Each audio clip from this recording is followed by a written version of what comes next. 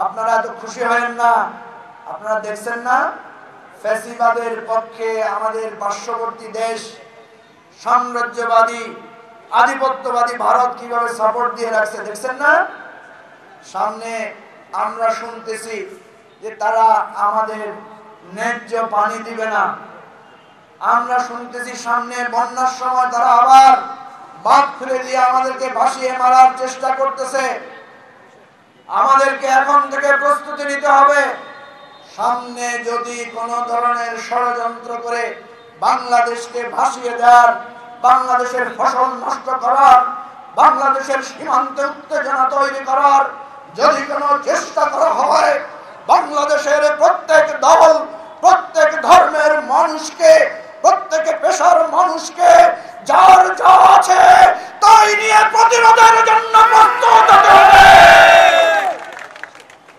কিসের বিভেদ, কিসের ঝগড়া, কিসের দূরত্ব, কিসের লড়াই? বাংলাদেশের স্বাধীনতার জন্য আমাদের আরো অনেক লম্বা সময় লড়াই করতে হবে। সে জিয়াউর রহমান বুঝে না, শেখ মুজিবও বুঝে না, সে ধর্ম বুঝে না। পেটে ভাত না থাকলে ধর্ম করতে ইচ্ছা করে না। সুতরাং আগে মানুষের পেটের ভাত দিতে হবে, মানুষের সমস্যার সমাধান করতে হবে, মানুষের চোখের অশ্রু মুছে দিতে হবে। হাসপাতালে যারা চিকিৎসার কষ্টে আছে তাদের চিকিৎসার কষ্ট দূর করতে হবে। তারপর আপনারা ঝগড়াঝাটি করেন, তারপর কার কি অবদান এটা নিয়ে লড়াই করেন। আমরা এখান থেকে দাবি করছি, গণ অভ্যুত্থানে ছাত্র জনতা, যে সমস্ত ফ্যাসিবাদ বিরোধী রাজনৈতিক দল, আপনারা যে যেখানে ভূমিকা রেখেছেন, আল্লাহর ওয়াস্তে আপনাদের ঝগড়া বন্ধ করেন। আসেন সবাই আমরা যেভাবে কাঁধে কাঁধ মিলিয়ে এই রাষ্ট্রটাকে গড়ার জন্য আমরা আমাদের চেষ্টা করে যাই। যদি সেটা না করেন কি হবে জানেন? আজকে আমি সরকারকে বলছি, আপনাদের একটা দায়িত্ব ছিল, আপনাদের দায়িত্ব ছিল এই ছাত্র জনতাকে ঐক্যবদ্ধ রাখা।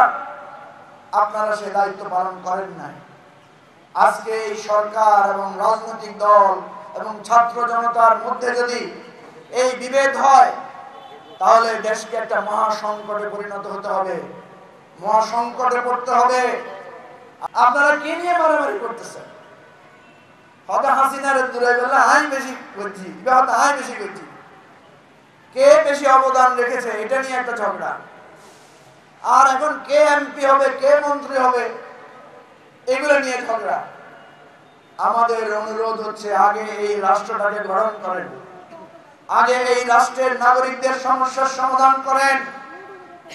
যেই লোকটার ঘর নাই, যে মাটা অসুস্থ, আমার যে বোন চোখে দেখতে পাচ্ছে না, আমার যে শিশু স্কুলে যেতে পারছে না, আমার যে রিকশাওয়ালা ভাই তার মেয়েকে বিয়ে দিতে পারছে না, তার কাছে শেখ মুজিব কি আর জিয়াউর রহমান কি কোনো পার্থক্য আছে? আমরা রাজপথে নেমে জীবন দিয়ে, রক্ত দিয়ে শেখ হাসিনার মতো একটা ফ্যাসিবাদকে আমরা এখান থেকে দূর করেছি। কিন্তু দুর্ভাগ্য হলো, শেখ হাসিনা চলে যাওয়ার পরে এখন নিজেদের মধ্যে একটা দ্বন্দ্ব সংঘাত শুরু হয়েছে। কি বলেন, ঠিক কিনা? এটা কি আপনারা পছন্দ করতেছেন? এটা ভালো লাগতেছে? আমরা ওই সমস্ত দলের নেতাদেরকে বলতেছি, আপনাদের এই পরস্পর ঝগড়াঝাটি, মারামারি এই জনগণ পছন্দ করছে না।